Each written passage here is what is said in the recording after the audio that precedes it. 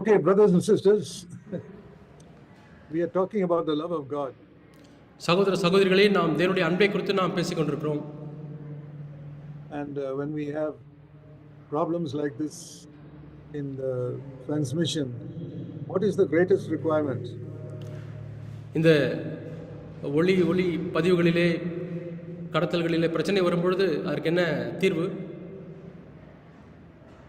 You know the great chapter on love, 1 Corinthians 13. அன்பை பற்றிய ஒரு மிகப்பெரிய அதிகாரம் 1 கொரிந்தியர் 13ஆம் அதிகாரம். We all know that. நாம் எல்லாரும் அதை அறிந்திருக்கிறோம். But if I were to ask this question, what is the first quality of love mentioned in 1 Corinthians 13? ஆனால் 1 கொரிந்தியர் 13ஆம் அதிகாரத்திலே அன்பின் ஒரு தன்மை, முதலாவது தன்மை எது குறிப்பிடப்பட்டிருக்கிறது என்று உங்களுக்கு கேட்டால் என்ன சொல்லுவீர்கள்? Because our love for God and our love for our husband, wife and brothers and sisters, we need to understand this first quality. என்றால் நாம் தேவனிடத்திலேயும் கணவனிடத்திலே மனைவியிடத்திலே மற்றவர்களிடத்திலே நாம் காண்பிக்கக்கூடிய அன்பை நாம் விளங்கிக் கொள்ள வேண்டுமானால் இந்த முதல் தன்மையை நாம் அறிந்து கொள்ள வேண்டும். Okay, learn it today. The first quality of love mentioned in 1 Corinthians 13.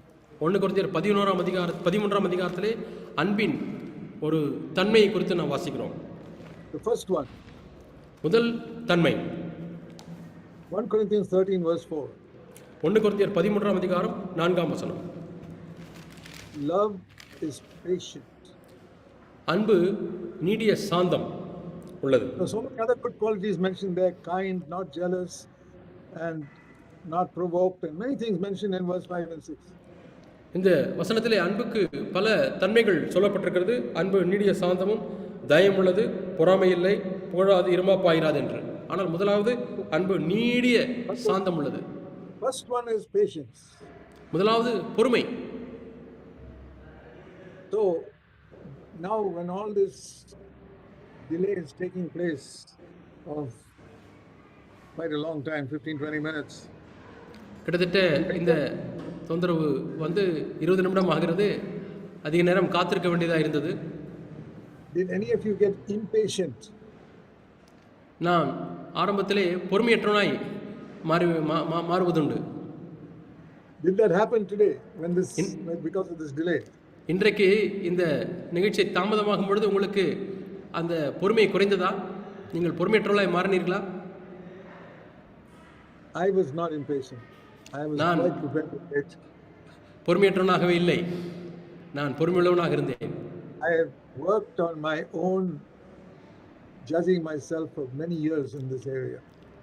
இந்த குறிப்பிட்ட பகுதியிலே அநேக ஆண்டுகளாக நான் என்னை நானே நியாயம் தீர்த்து அதிலே நான் பிரயாசப்பட்டிருக்கிறேன். Because getting impatient with people is one of the biggest sins in husband, wife and many young people. கணவன் மனைவி இவர்களுக்குள்ளே இருக்கக்கூடிய அநேக வாலிப மக்களுக்குள்ளே இருக்கக்கூடிய பெரிய பிரச்சனை என்னவென்றால் பொறுமையற்றவளாய் மாறிவிடுவது. If Jesus became impatient like that with us, we would not be able to survive. He would have thrown us out long ago. இயேசு நம்மிடத்திலே பொறுமையற்றவராய் இருந்திருப்பாரே, ஆனால் நாம் யாருமே உயிரோடு இருந்திருக்க முடியாது. என்றைக்கும் நம்மை நரகத்திலே தூக்கி எறிந்திருந்திருப்பார். When I look at my life, I've been born again 66 years. The biggest thing I see in Jesus' love for me, he has been tremendously patient with me. நான் மறுபடியும் பிறந்து 66 ஆண்டுகள் ஆகிறது. இந்த ஆண்டுகளிலே நான் இயேசுனுடைய வாழ்க்கையிலே பார்த்த அன்பின் தன்மை என்னவென்றால் அவர் நெடிய பொறுமையுள்ளவராக இருந்திருக்கிறார். And how slow I have been to learn so many lessons. எவ்வளவோ பாடங்களை கற்றுக்கொள்வதிலே நான் எவ்வளவு தாமதமாக இருந்திருக்கிறேன். I was converted when I was 19. நான் 19 வயதாக இருக்கும் பொழுது நான் மனம் திரும்பினேன். And from the very first day, if I had been wholehearted and never backslidden, I would have been much more, I would have known the Lord much better today. நான் அந்த முதல் நாளிலிருந்து நான் எந்த தாமதம் இல்லாமல் நான் என்னை நானே நியாயந்தீர்த்து நான் இதை கற்றுக்கொண்டிருந்தேன் என்று சொன்னால் எவ்வளவோ நான் ஆண்டவரை போல இப்பொழுது மாறி இருந்திருப்பேன். நான் பின்மாறாமல் வாழ்ந்திருந்தேன். ஆனால் But God has been very patient with me. ஆனால் தேவன் எவ்வளவோ பொறுமையுள்ளவராக இருந்திருக்கிறார்.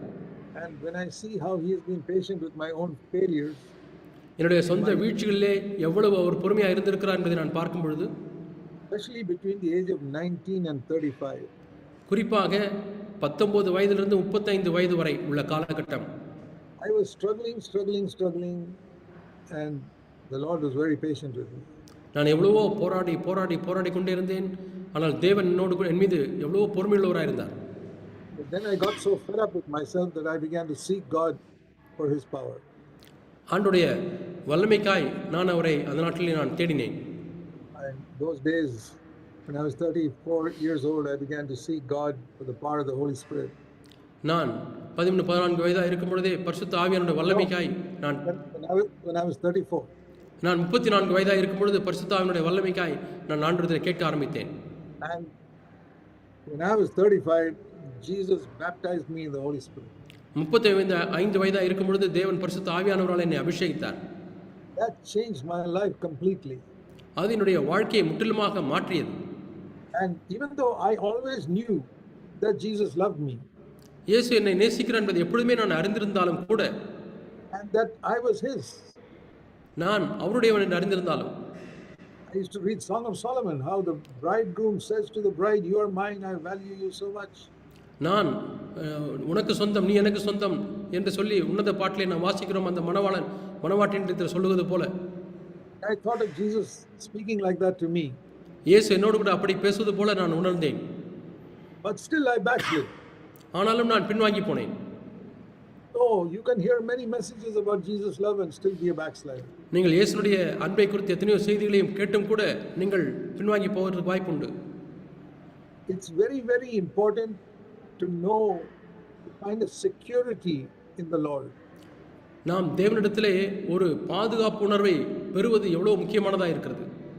You know, in some families, they have their own children and then they adopt children from some orphanage also. சில குடும்பங்களிலே தங்களுடைய சொந்த பிள்ளைகளும் இருப்பார்கள். ஒரு சில பிள்ளைகளை அவர்கள் அநாதை இல்லங்களிலிருந்து எடுத்திருந்திருப்பார்கள். When the wife could not have any more children, then they adopt a child from some orphanage. மனைவிக்கு இன்னும் பிள்ளைகள் பிறப்பதற்கு வாய்ப்பில்லை என்று சொல்லும் பொழுது அவர்கள் அநாதை இல்லத்திலிருந்து அவர்கள் பிள்ளைகளை தத்தெடுக்கிறார்கள். And that child knows, I'm not a real child of this mother. அந்த குழந்தைக்கு நான் அந்த தாய்க்கு உண்மையான பிள்ளை இல்லை என்று தெரியும் பொழுது, and many times it will have a fear, when will my daddy and mommy put me out of the house? அந்த அப்படி தத்தெடுக்கப்பட்ட குழந்தைக்கு எப்பொழுதுமே ஒரு பயம் இருக்கும். என்னை விரட்டி விடுவார்களோ, இந்த வீட்டு விட்டு வெளியே புறந்தள்ளி விடுவார்களோ என்ற பயம் இருக்கும். He makes some mistake, he'll wonder, oh, I made a mistake now, will my parents throw me out? ஏதாவது தவறு செய்து விட்டால் ஐயோ என்னை இப்பொழுது விரட்டி விடுவார்களோ என்ற பயம் அந்த பிள்ளைகளுக்கு வந்து விடுகிறது. But the real children who are born of that father and mother, they never have a doubt, even if they do great mistakes. ஆனால் அந்த உண்மையான தகப்பன் தாயினுக்கு பிறந்த பிள்ளைகளுக்கு அவர்கள் தவறு செய்யும் பொழுது அந்த விதமான பயம் அவர்களுக்கு வருவதில்லை. But there is a difference between real children and adopted children in the security they find in their home. ஒரு குடும்பத்திலே பாதுகாப்பு உணர்வை பெற்றுக்கொள்ளக்கூடிய விஷயத்திலே உண்மையான பிள்ளைகளுக்கும் தத்தெடுக்கப்பட்ட பிள்ளைகளுக்கும் ஒரு வித்தியாசம் உண்டு. And I find that many believers behave as if they are adopted children, not real children of God. நான் கண்டுபிடித்தது என்னவென்றால் அநேக விசுவாசிகள் இது போன்ற தத்தெடுக்கப்பட்ட பிள்ளைகளைப் போலதான் பயந்து கொண்டிருக்கிறார்கள். அவர்கள் மெய்யான தேவனுடைய பிள்ளைகளாக அந்த உணர்வை பெறவில்லை. Like an adopted child, as I said, supposing an adopted child breaks something expensive in the house. உதாரணமாக தத்தெடுக்கப்பட்ட பிள்ளை வீட்டில் இருக்கக்கூடிய ஏதோ ஒரு உபகரணத்தையோ அல்லது பொருளையோ எடுத்து உடைத்து விடுகிறது என்று வைத்துக் கொள்வோம். They'll try to hide it. அதை மறைக்க முயற்சிப்பார்கள். And if it is found out, they'll be really scared. When will my parents get angry and throw me out of the house? அதை பெற்றோர் கண்டுபிடித்து விட்டால் ஐயோ என்னை வீட்டை விட்டு எப்பொழுது விரட்டி விடுவார்களோ என்று அவர்கள் பயந்து கொண்டிருப்பார்கள். But a real child will not be like that. ஆனால் உண்மையான குழந்தை அப்படிப்பட்ட உணர்வை பெறாது. A real child, even if accidentally they set a fire which burns up the house, they will not feel that the parents will throw them out. உண்மையான பிள்ளைகள் தற்செயலாக ஏதோ நெருப்பு வைத்து வீடை எரிந்து விட்டாலும் கூட தன்னை விரட்டி விடுவார்கள் என்ற பயம் அவர்களுக்கு இருக்காது. What security there is that the child feels, that 10-year-old child feels, yeah, I accidentally burnt up this house, but my parents will not throw me away. அந்த 10 வயது பிள்ளைக்கு எவ்வளவு பாதுகாப்பு உணர்வு இருக்கிறது பாருங்கள். தற்செயலாக நான் இந்த வீட்டை எரித்து விட்டேன், ஆனாலும் என்னுடைய பெற்றோர் என்னை விரட்டி விட மாட்டார்கள் என்ற ஒரு நிச்சயம் இருக்கிறது. Many of you have asked Jesus to come into your life. உங்களில் அநேகர் இயேசுவே என்னுடைய உள்ளத்திலே வாரும் என்று நீங்கள் கேட்டிருக்கிறீர்கள். but you have not heard clearly in your heart Jesus saying, "You are my own precious child." ஆனால் நீ என்னுடைய விலையேறப்பெற்ற ஒரு பிள்ளை என்று ஆண்டவர் சொல்லுகிறதை நீங்கள் கேட்டதில்லை. I gave my life for you so that you can live with me forever in eternity. என்னோடு கூட நித்தியத்திலே என்றென்றைக்கும் நீ வாழும்படியாக உனக்காக என்னுடைய ஜீவனை கொடுத்தேன் என்று இயேசு சொல்லுகிறார்.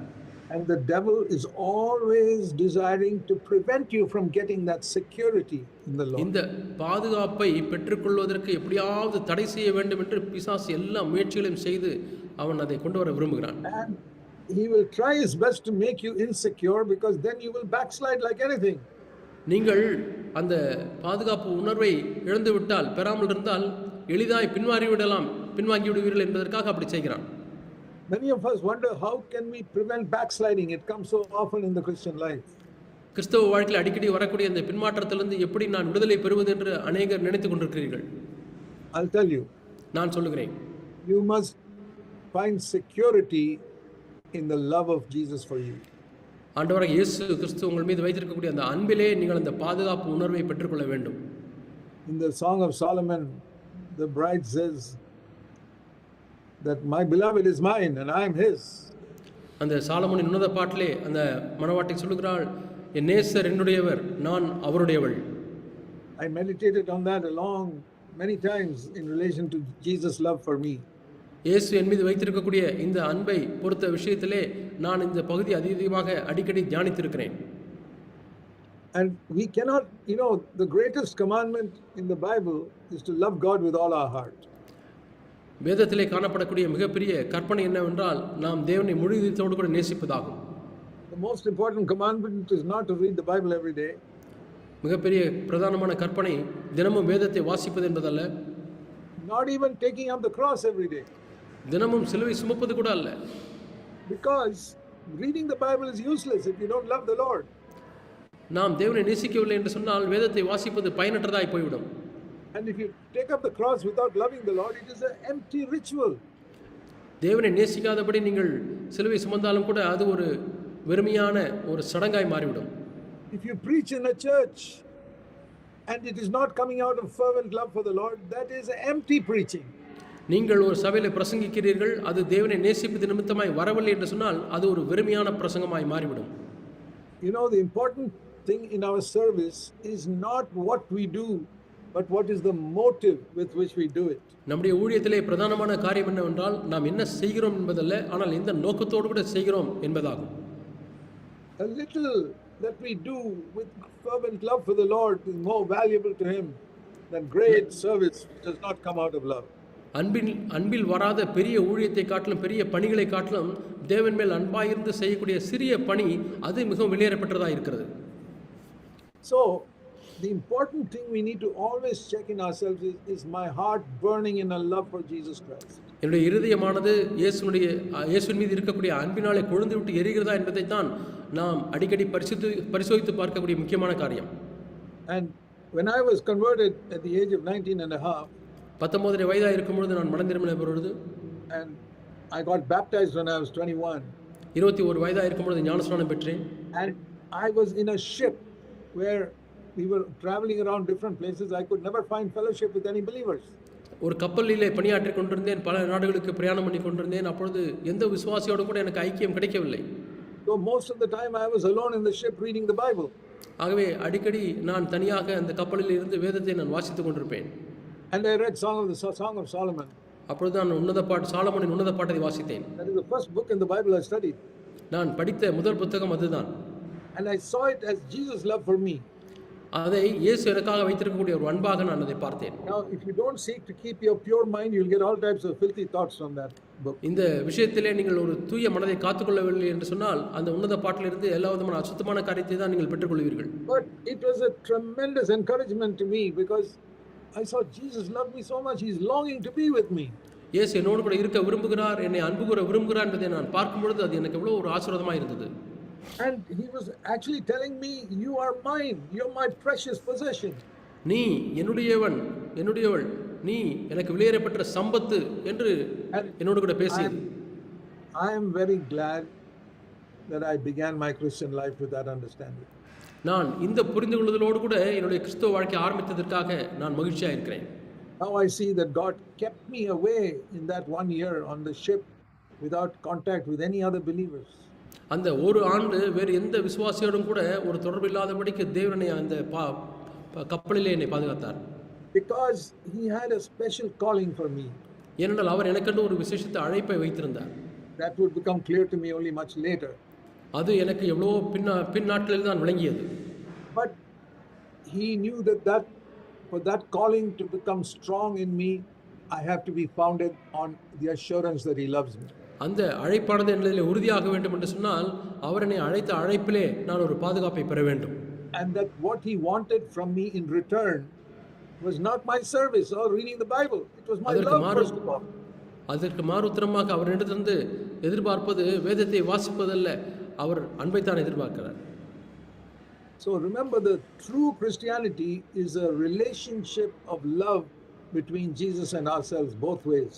ஆகவே மெய்யான கிறிஸ்தவம் என்ன என்று சொன்னால் அது இயேசுவுக்கும் நமக்கும் உள்ள அன்பு, இரண்டு பக்கமும் செலுத்தக்கூடிய அன்பு. And we cannot love him if we don't fully understand his love for us. அவர் நம்மேல் வைத்த அன்பை விளங்கிக் கொள்ளாதபடிக்கு நாம் அவர்களை அன்பு கூறுவது கடினம். One of the pictures the Lord gave me at that time, which I never forget. அந்த நாட்களிலே தேவன் எனக்கு கொடுத்த ஒரு காட்சி, அதை ஒரு காலம் நான் மறப்பதில்லை. When I was 21 years old. எனக்கு 21 வயதாக இருக்கும் பொழுது. This was the picture I had in my mind. இந்த படத்தை தான் என்னுடைய மனதிலே நான் கொண்டிருந்தேன். It is only like a illustration. இது ஒரு விளக்கம். I pictured myself crossing a road. நான் ஒரு சாலையை கடப்பது போல நான் காட்சிப்படுத்தினேன்.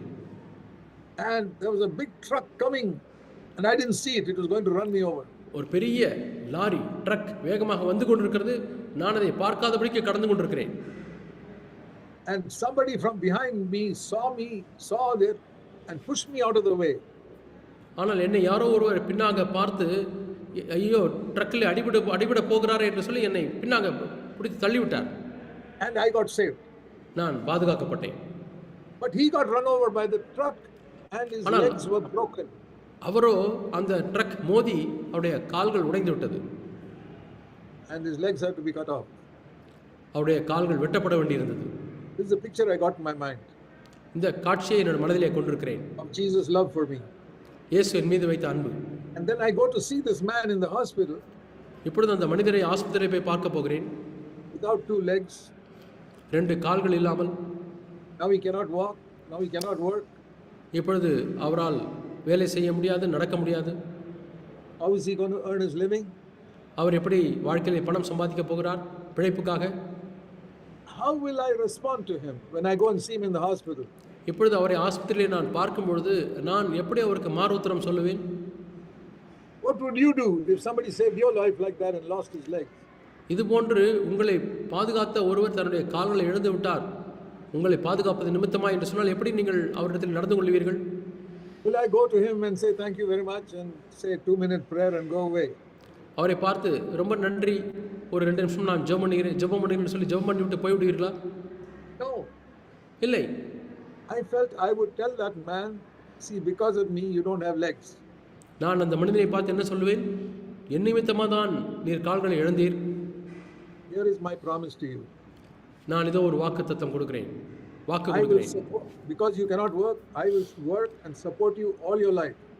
உங்களால் வேலை செய்ய முடியாதபடினாலே வாழ்க்கை முழுவதுமாய் நான் வேலை செய்து உங்களை தாங்குவேன். And anytime you have a need, just give me a phone call. Even if I am doing the most important work, I'll drop it and come and help you. எந்த நேரத்தில் வேறு உதவி தேவைப்பட்டாலும் ஒரு ஃபோன் மட்டும் பண்ணுங்கள். நான் எப்படிப்பட்ட முக்கியமான வேலையில் இருந்தாலும் அதை அப்படியே போட்டுவிட்டு நான் ஓடி வந்து விடுவேன். Yeah, supposing this man without the legs one day gives me a call and says, Zach, please can you come and help me? I need some work done now. ஒரு நாளிலே ஒரு ஃபோன் கால் வருகிறது, jack அவர்களே எனக்கு உதவி தேவைப்படுகிறது, வந்து உதவி செய்வீர்களா என்று கேட்கிறார். What will I say to this man who lost his legs for me? எனக்காக கால்களை இழந்த அந்த மனிதருக்கு நான் என்ன சொல்லுவேன்? Will I tell him, okay, I'll see you tomorrow? நாளைக்கு பார்த்துக் கொள்ளலாம் என்று சொல்லுவேனா? No.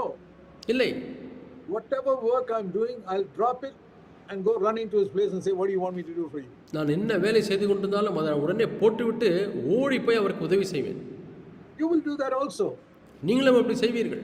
Because if it was not for him, I would have lost my life. அவர் இல்லை என்று சொன்னால் என்னுடைய வாழ்க்கையே போயிருந்திருக்கும். Now I applied that to Jesus.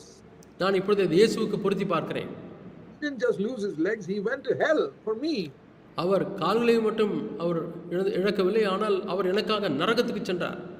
You know the meaning of Jesus saying on the cross, my God, why have you forsaken me? அந்த சிலுவையிலே என் தேவனே ஏன் என்னை கைவிட்டீர் என்று அவர் கதறுகிறாரே, அதனுடைய அர்த்தத்தை விளங்கிக் கொண்டீர்களா? You need to understand it well, then only you'll understand Jesus' love for you.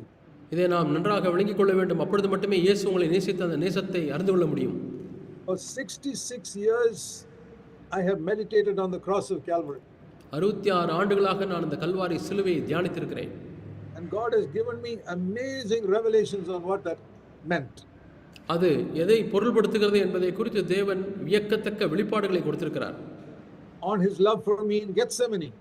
கெத்செமனிலே அவர் என் மீது வைத்த அன்பு. I'll tell you a little bit of what the Lord has revealed to me. தேவன் எனக்கு வெளிப்படுத்தின காரியங்களிலே கொஞ்சம் நான் சொல்லுகிறேன்.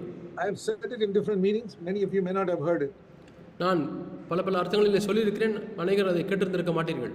You know, in Gethsemane, Jesus was praying, Father, not my will but thine, and he struggled for 1 hour and he was sweating blood. கெத்செமனிலே அவர் 1 மணி நேரமாக போராடி அவருடைய வேர்வை ரத்தமாக நிலத்தில் சொட்ட, பிதாவே என் சித்தம் அல்ல உம் சித்தமாக கடவுது என்று சொல்கிறார். And I have never heard of anybody sweating blood.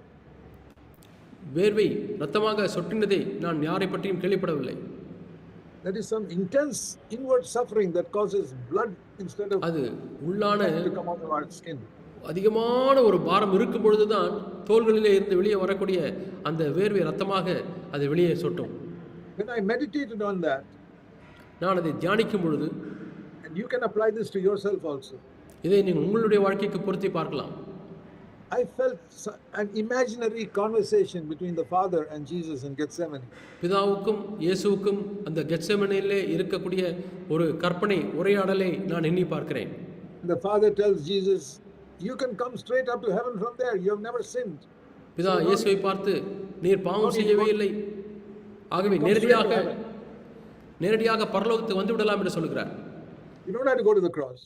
சிலுவைக்கு போக தேவையில்லை. But Zach will go to hell. ஆனால் ஜாக் அவர்கள் நரகத்துக்கு போவார்.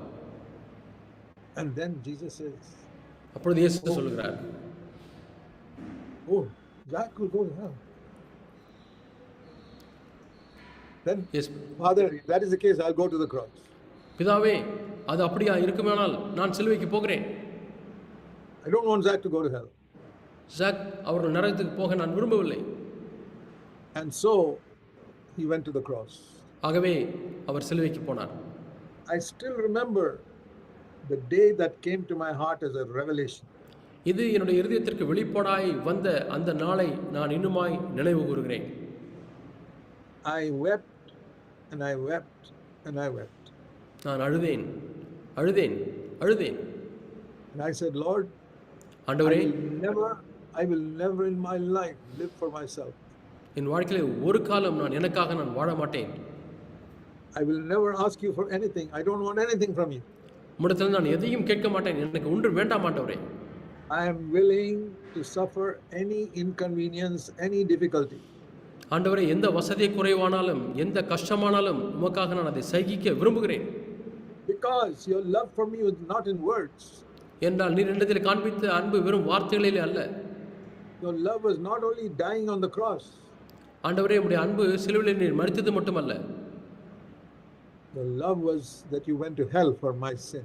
என் மீது நீர் காண்பித்த அன்பு, நீர் எனக்காக நரகத்துக்கு சென்று என்னுடைய பாவத்துக்காக. The first 3 hours was only suffering physical pain on the cross.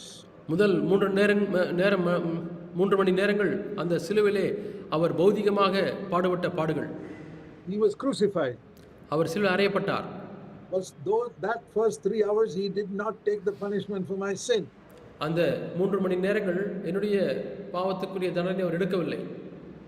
Listen to this carefully. All of you are intelligent people. புத்திசாலியான மக்களே, நீங்கள் எல்லாரும் தயவு செய்து இதை கேளுங்கள்.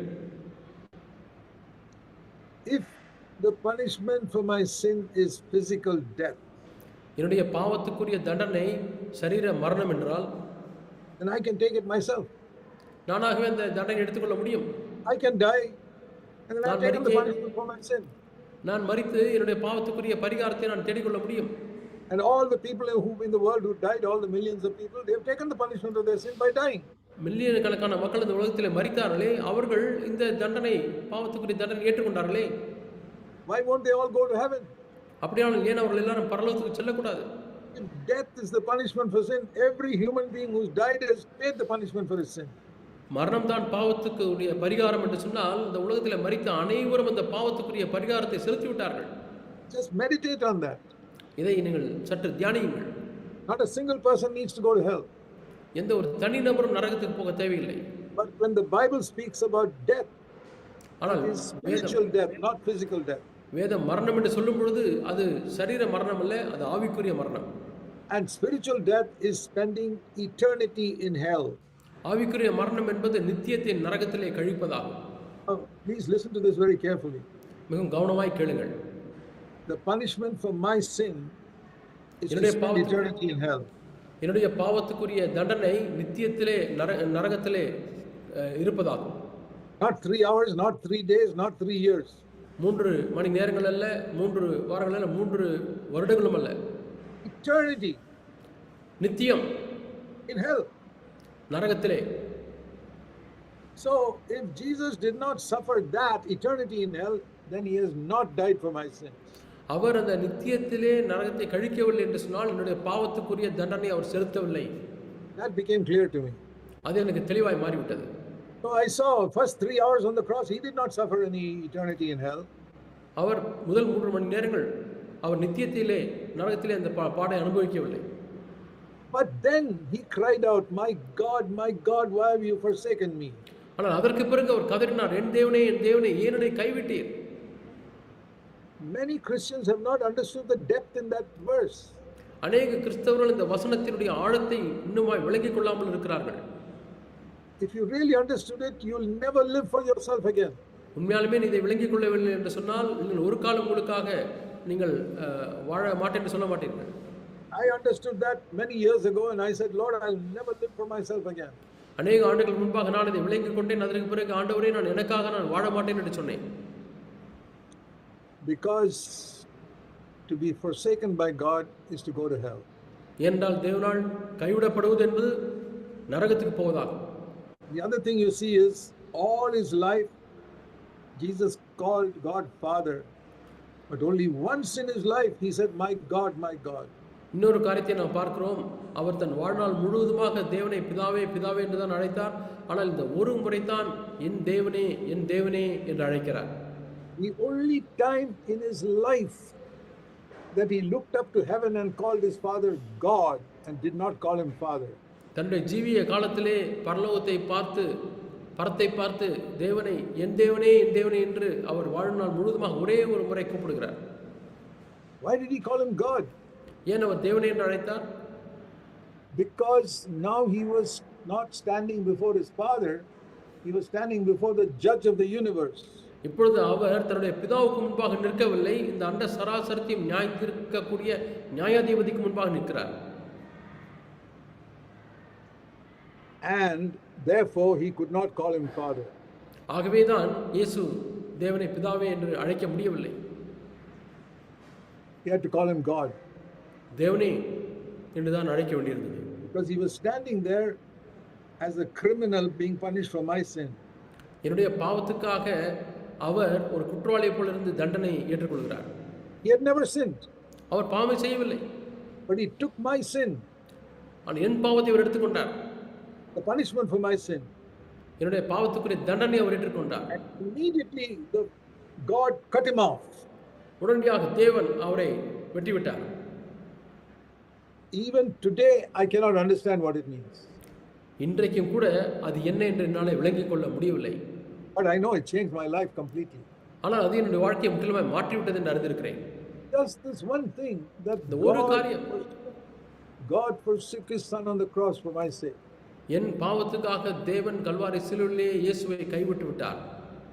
And because Jesus was God, he could experience eternity in 3 hours. அவர் இயேசு தேவனாய் இருந்தபடினாலே நரகத்தின் நித்தியத்தை அவர் 3 மணி நேரத்திற்குள்ளாக அனுபவிக்க முடிந்தது.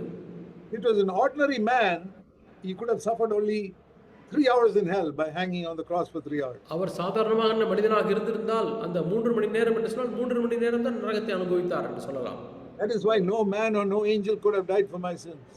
ஆகவே தான் எந்த ஒரு தூதனோ எந்த ஒரு மனிதனோ என்னுடைய பாவத்துக்காக மரித்திருந்திருக்க முடியாது. But because Jesus was infinite God, இயேசு முடிவற்ற ஒரு தேவனாய் இருக்கிறபடினாலே even 1 minute would have been enough to experience eternity. நித்தியத்தை அனுபவிப்பதற்கு ஒரு மணித்துளி கூட போதும். But he suffered 3 hours. ஆனால் அவர் 3 மணி நேரம் பாடுபட்டார். And now if you want to understand this, it's very difficult to explain it. இதை நீங்கள் விளங்கிக் கொள்ளும்படியாக விளக்கி சொல்வது என்பது கடினம்தான்.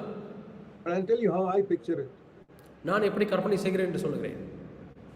Jesus died in order that I might go to be in heaven. நான் பரலோகத்தில் இருக்கும்படியாக இயேசு மரித்தார். So I picture myself like this. ஆகவே நான் இப்படி என்னை காட்சிப்படுத்துகிறேன். I am in heaven. நான் பரலோகத்தில் இருக்கிறேன். Many years and years, millions of years with the Father. நான் அநேக ஆண்டுகளாக மில்லியன் கணக்கான ஆண்டுகளாக பிதாவிடத்தில் இருக்கிறேன். Enjoying it. நான் அங்கே ஆனந்தித்துக் கொண்டிருக்கிறேன். And Jesus is not there. ஆனால் இயேசு அங்கே இல்லை. He is in hell. அவர் நரகத்தில் இருக்கிறார். Millions of years he is in hell. Million கணக்கான ஆண்டுகள் நரகத்தில் இருக்கிறார். And I am in heaven. நான் பரலோகத்தில் இருக்கிறேன். Can you picture that? உங்களால் இதை காட்சிப்படுத்த முடிகிறதா? My brother, sister, that is exactly what happened on the cross. என் சகோதரியே சிலுவிலே இதுதான் அப்படியே நடந்தது. And I picture myself like that. நான் இது போன்று என்னை கற்பனை செய்து பார்க்கிறேன். Me enjoying heaven for thousands of years and Jesus suffering in hell at the same time, not being with me in heaven. ஆயிரக்கணக்கான ஆண்டுகளாக பரலோகத்தில் இருந்து சந்தோஷிக்கிறேன், ஆனால் இயேசு கணக்கான ஆண்டுகள் நரகத்தில் இருக்கிறார். And that happened in 3 hours. இது 3 மணி நேரம் நிகழ்ந்தது. And that's what made me say, Lord, how much you have loved me. I cannot explain it. ஆண்டவரே, எவ்வளவா நீர் என்னை நேசித்திருக்கிறீர், என்னால் விளக்கி சொல்ல முடியவில்லை என்று அதுதான் சொல்ல வைத்தது. When you read this, your motto for your conference, you are mine, says the Lord. உங்களுடைய கான்ஃபரன்ஸுடைய யூத் கேம்பினுடைய கருப்பொருள் நீ என்னுடையவன் நீ என்னுடையவள் என்றதை வாசிக்கும் பொழுது it's not as simple as a mother telling a child you are mine. ஒரு தாய் தன் மகனை பார்த்து நீ என்னுடையவன் என்று சொல்வதைப் போல எளிதல்ல. This is much more serious than that. இது அதை காட்டிலும் எவ்வளவோ சீரியஸான காரியம். And I'll tell you this. நான் இதை சொல்லுகிறேன். If you understand it the way I understood it, நான் விளங்கிக் கொண்ட விதத்தில் நீங்கள் விளங்கிக் கொண்டிருந்தால், all of you will never again live for yourself from today. நீங்கள் எல்லாரும் இன்றிலிருந்து உங்களுக்காக வாழ மாட்டீர்கள். You will never want to commit one more sin in the rest of your life. மீதியுள்ள வாழ்க்கையில் நீங்கள் ஒரு பாவம் கூட செய்ய விரும்ப மாட்டீர்கள். Many of you came for the last year's youth camp.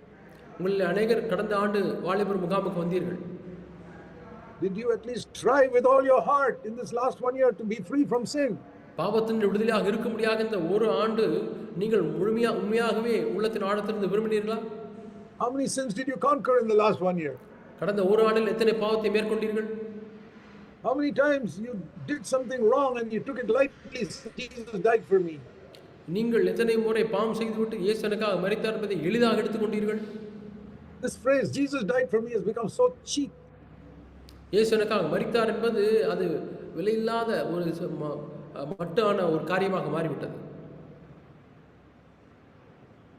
I want you to meditate on the suffering he went through in order to show his love for you. அவர் எனக்கு அன்பை காண்பிக்கும்படியாக அவர் கடந்து சென்ற பாடுகளை நீங்கள் நினைவு கூறும்படியாக விரும்புகிறேன். And I'll tell you the other result. It has brought me into a very intimate relationship with the Lord Jesus.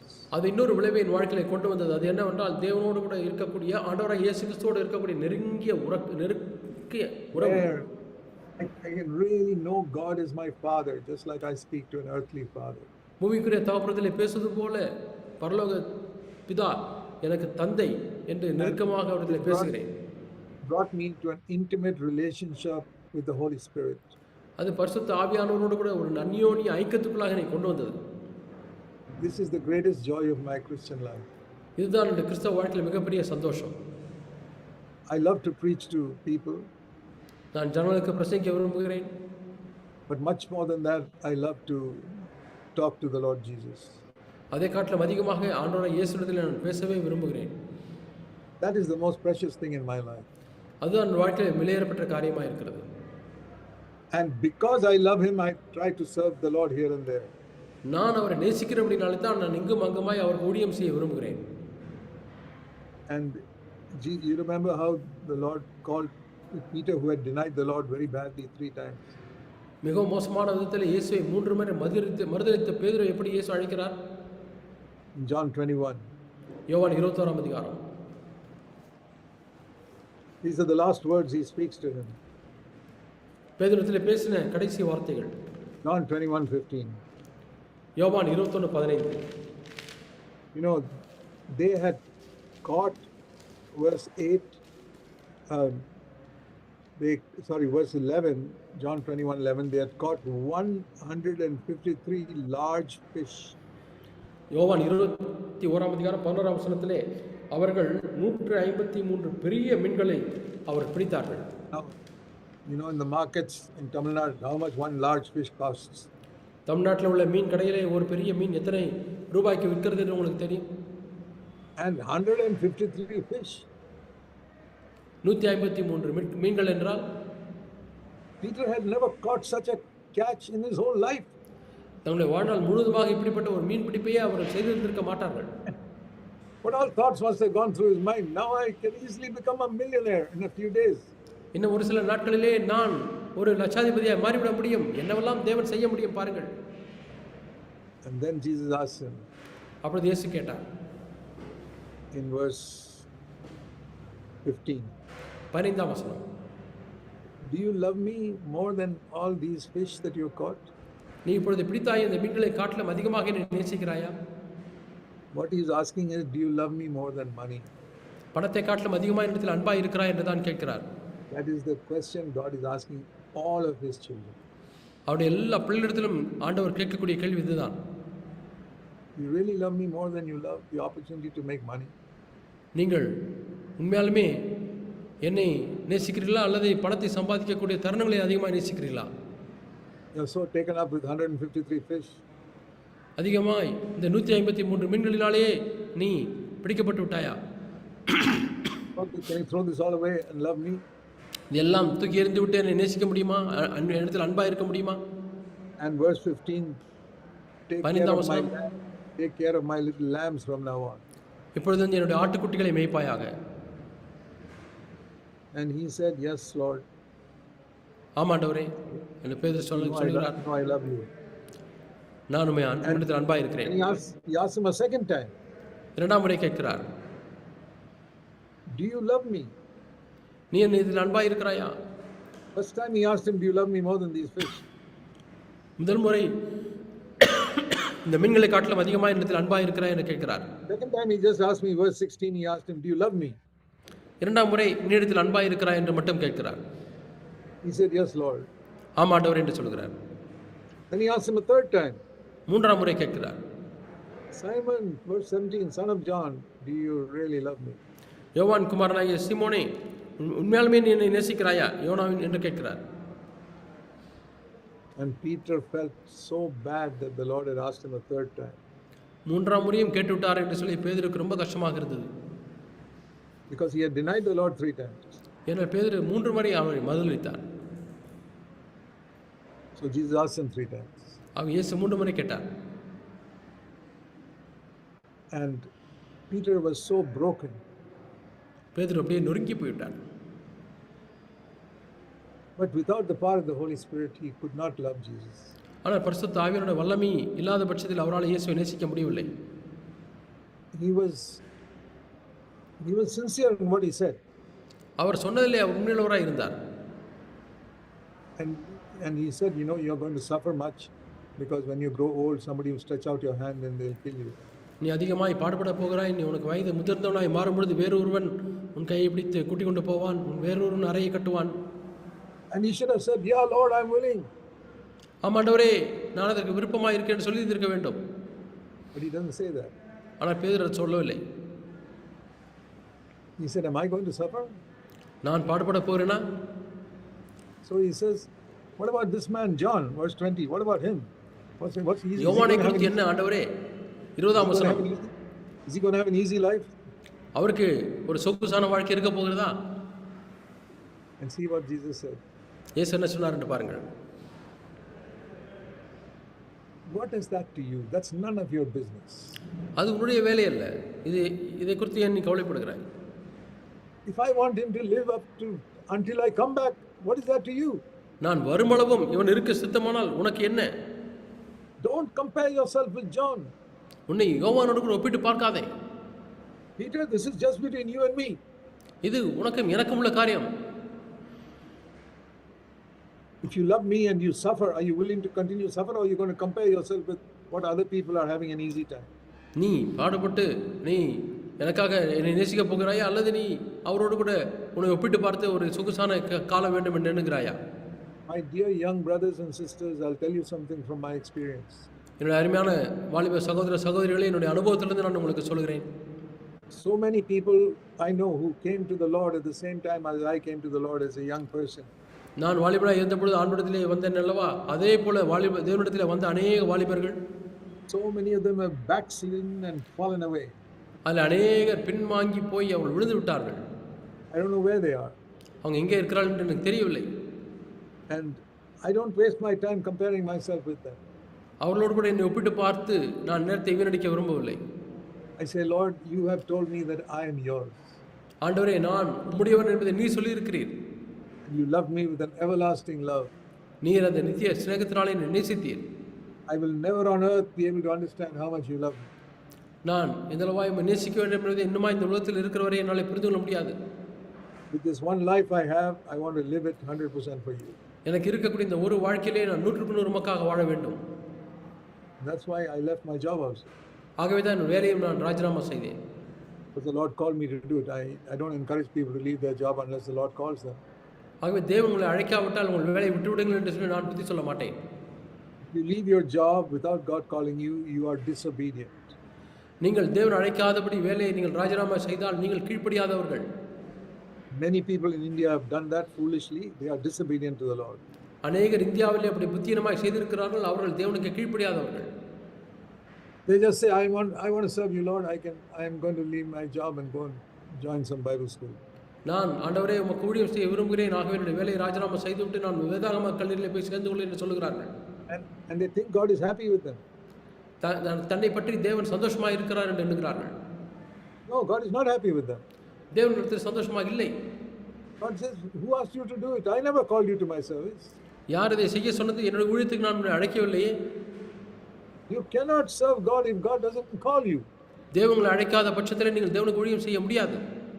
The only reason I have been sustained all these 60 years is because God called me. Therefore, தேவனை அழைத்தபடினாலே தான் இந்த 60 ஆண்டுகளாக நான் இந்த விஷயத்திலே நான் நிலைத்திருக்கிறேன். That's why all these years I have gone from strength to strength. ஆகவே தான் இவ்வளவு ஆண்டுகளாக நான் பலத்திலிருந்து பலத்தின் மேல் பலனடைந்திருக்கிறேன். God had not called me and I left my job, I'd be a backslider today. தேவனை அழைக்காத பட்சத்திலே நான் வேலையை ராஜினாமா செய்திருந்தால் இன்றைக்கு நான் ஒரு பின்மாற்றக்காரனாக இருந்திருப்பேன். That is why in CFC we don't encourage anybody to leave their jobs. ஆகவே தான் CFCல யாரையுமே நான் வேலையை விட்டு விடுங்கள் என்று நாம் யாருக்கும் புத்தி சொல்வதில்லை. I say you be faithful where you are. நீங்கள் இருக்கிற இடத்திலே உண்மையுள்ளவராக இருங்கள் என்று சொல்லுகிறேன். And recognize that the Lord says you are mine. தேவன் நீ என்னுடையவன் என்று சொல்லுகிறதை நான் விளங்கிக் கொள்கிறேன். You are not, you were purchased on the cross. நீ சிலுவையின் மூலமாக விலைக்கு வாங்கப்பட்டாய். Have you understood the meaning of being purchased? வாங்கப்பட்டீர்கள் என்பதனுடைய அர்த்தத்தை விளங்கிக் கொண்டீர்களா? You go to the shop and buy something. ஒரு கடைக்கு போகிறீர்கள், ஒன்றை வாங்குகிறீர்கள். It is yours. You can keep it in your house and do whatever you like with it. அதற்கு பிறகு அந்த பொருள் உங்களுடையது தான். வீட்டில் நீங்கள் வைத்துக் கொள்ளலாம், அதில் என்ன விரும்புகிறீர்களோ அதை செய்யலாம்.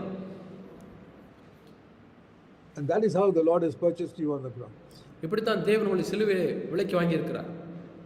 If you understand that Jesus purchased me like some going to a shop and buying something, he purchased me on the cross of Calvary. கடையில போய் எப்படி நாம் சில சாமான்களை வாங்குகிறோம், அதே போல தேவன் நம்மை விலைக்கு வாங்கினார். Supposing you go to a scooter shop and buy a scooter. ஒரு ஸ்கூட்டர் கடைக்கு போகிறீர்கள், ஒரு ஸ்கூட்டரை வாங்குகிறீர்கள். It is yours.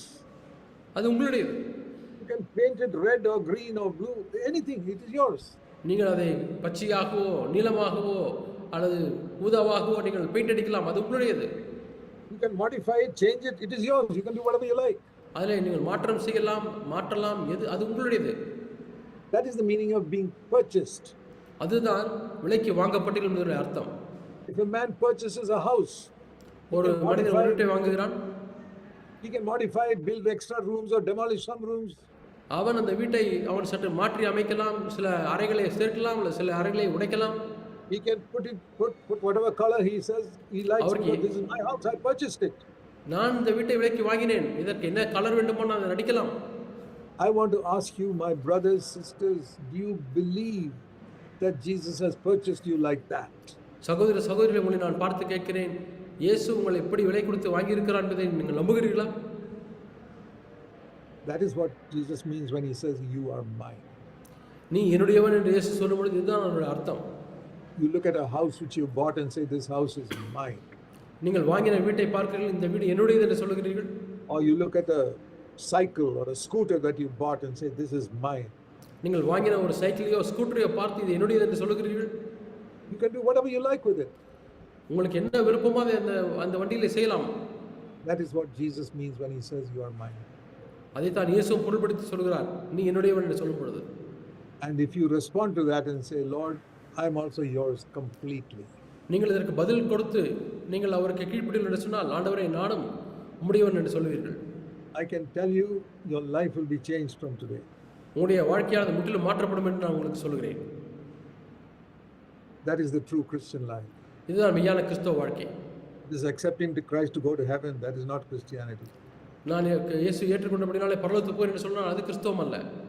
Or every time I sin, Jesus will forgive me. I can ask him to forgive me. His blood. ஆனால் எப்பொழுது பாவம் செய்தாலும் அவர் என்னை மன்னிப்பார் என்று சொல்வதும் கிறிஸ்தவ வாழ்க்கை அல்ல. And going to church on Sundays and testifying something, that is not Christianity. ஞாயிற்றுக்கிழமை சபைக்கு போய் ஏதோ ஒரு சாட்சி சொல்லிவிட்டு வருவது அதுவும் கிறிஸ்தவம் அல்ல. All that is good. அவைகளெல்லாம் நல்லதுதான். But Christianity is, if you say Jesus has purchased me, I cannot live for myself anymore. கிறிஸ்து என்னை தமக்காக விலை கொடுத்து வாங்கி இருக்கிறார் என்று சொன்னால் நான் எனக்காக வாழ முடியாது என்று சொல்லுவதுதான் கிறிஸ்தவம். He says, you are mine. நீ என்னுடையவன். Do you believe that? இதை நம்புகிறீர்களா?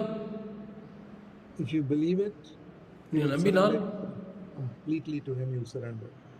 நீங்கள் முழுமையாக உங்களை அவருக்கு ஒப்பு கொடுத்து விடுங்கள், கீழ்ப்படிந்து ஒப்பு கொடுத்து விடுங்கள். Do that today. அதை இன்னைக்கு செய்யுங்கள். Jesus will baptize you in the Holy Spirit and fire. அவர் உங்களை பரிசுத்த ஆவியினாலும் அக்கினியினாலும் உங்களை ஞானஸ்நானம் கொடுப்பார். He did that in my life 50 years ago. 50 ஆண்டுகள் முன்பாக என்னுடைய வாழ்க்கையில் அவர் அதை செய்தார்.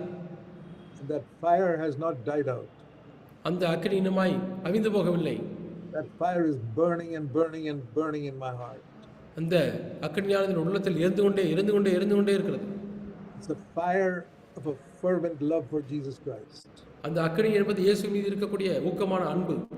Where I'm willing to offend everybody if I have to love Christ. நான் கிறிஸ்துவை நேசிக்கும்படியாக யாரை மனம் புண்படைய செய்தாலும் பரவாயில்லை, அது எனக்கு ஒரு பொருட்டல்ல. Where I'm willing to do anything, suffer anything, that's nothing for me.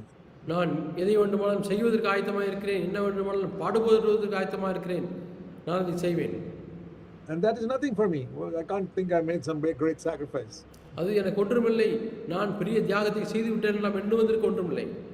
I raise my hand to heaven today and sincerely I can say, I say this before the Lord. இன்றைக்கு என்னுடைய கரத்தை உயர்த்தி தேவனுக்கு முன்பாக நான் சொல்ல முடியும், உண்மையாக சொல்ல முடியும்.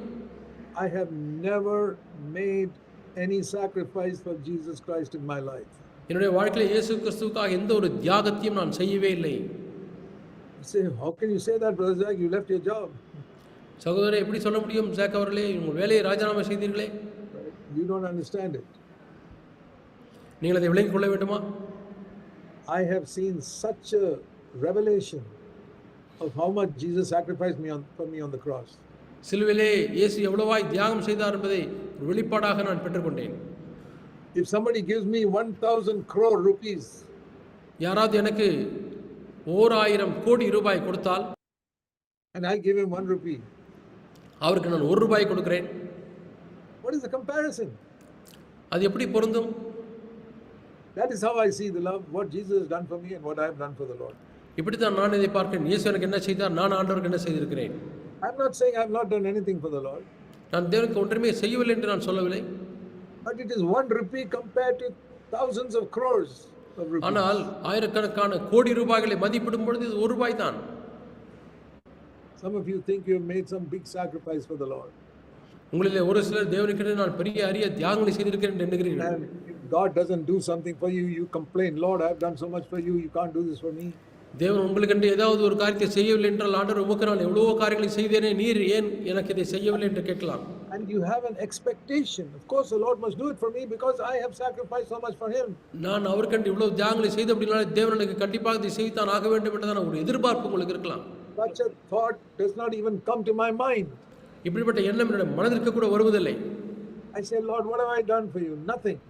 ஆண்டவரே உமக்கு நான் என்ன செய்து விட்டேன்? ஒன்றுமில்லை ஆண்டவரே. It's like putting one drop of water in the ocean. ஒரு பெரிய சமுத்திரத்திலே ஒரு சொட்டு தண்ணீரை விடுவது போல. And I can say I added one drop. நான் ஒரு துளியை சேர்த்திருக்கிறேன், அவ்வளவுதான். All my lifetime service is like one drop compared to the sacrifice of Christ for me. என்னுடைய வாழ்நாள் முழுதுமாய் உள்ளதான நான் அவருக்கு செய்த காரியங்கள் இயேசுவுடைய தியாகத்துக்கு முன்பாக பார்க்கும்போது ஒரு சொட்டு தான். That's why I never get tired of serving him. ஆகவே தான் அவர் ஊழியம் செய்வதிலே நான் ஒரு காலம் தடந்து போவதே இல்லை. Today I still say I have really done almost nothing for him.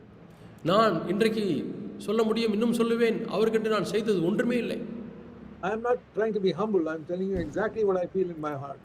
நான் ஏதோ தாழ்மையாக இருப்பதற்காக இதை சொல்லவில்லை. நான் உள்ளத்தில் என்ன உணர்கிறேன் அதை அப்படியே நான் சொல்லுகிறேன். Because I don't spend my time meditating on what I have done for the Lord.